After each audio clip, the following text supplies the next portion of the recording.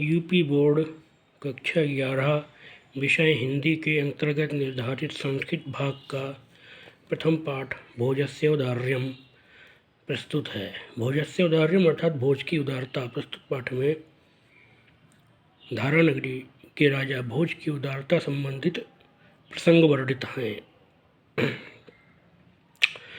ततः तत्पश्चात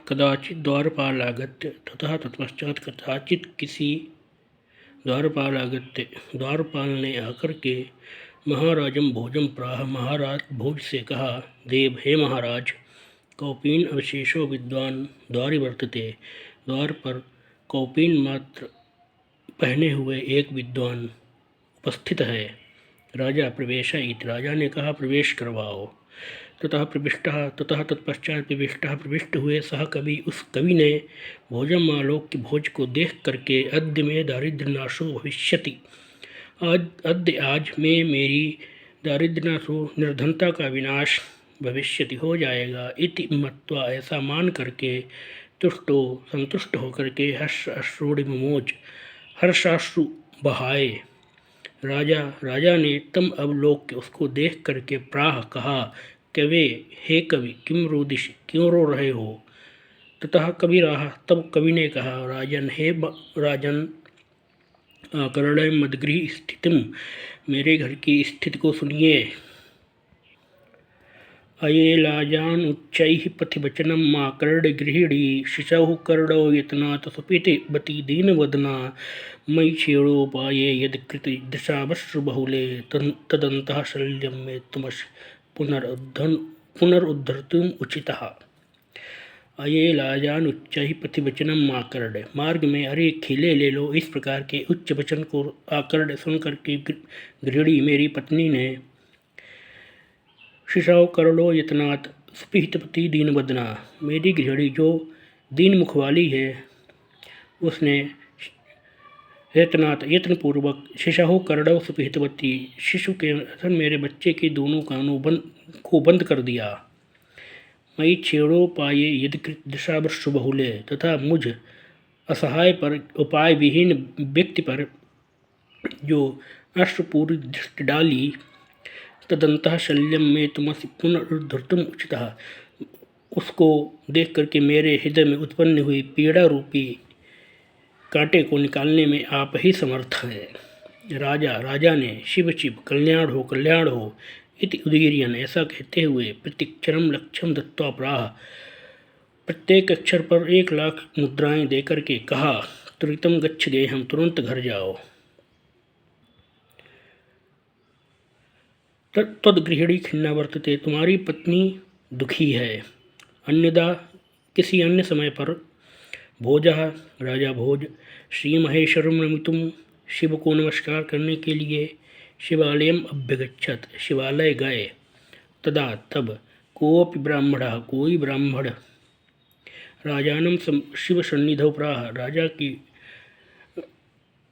राजा से शिव की उपस्थिति में, अतः शिव की प्रतिमा के निकट राजा से कहा, देव हे महाराज, अर्धम दानववैरिणा गिरिजा अपि अर्धम शिवस् आहितम, देवेत्थम जगतीतले पुरहरभावे समुन्मीलति, गंगासागरम अम्बरम शशिकला नागाधिपः क्षमातलम, सर्वगतम अधिश्रत्तम तम अगमत त्वां माम तु भिक्षाटनम।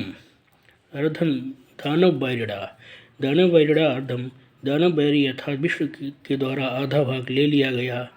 गिरिजा अर्धम शिवस्साहितम, और शिव का आधा भाग गिरिजा अर्थात पार्वती ने ले लिया। देवेत्थम जगती तले पुरहरभावे समुन्मीलति, इस कारण से पृथ्वी तल पर शिव का अभाव दिखाई देने लगा। शिव का अभाव दिखाई देने पर, गंगा सागरम अम्बरम शशिकला, गंगा सागर को चली गई, अम्बरम शशिकला तथा चंद्रकला आकाश में चली गई, नागाधिपः क्षमातलम, और नाग उनके गले में पड़ा हुआ सर्प पाताल में चला गया। सर्वगतम अधीश्वरतम तम अगमत, सर्वज्ञता और अधीश्वरता आप में आ गई, त्वाम आप में आ गई, माम तो भिक्षाटनम, और भिक्षाटन मेरे पास आ गया। राजा तुष्टः तस्मै प्रत्यक्षरं लक्ष्यं ददाओ। राजा ने संतुष्ट होकर के उसको प्रत्येक अक्षर के लिए 1,00,000 स्वर्ण मुद्राएं दीं।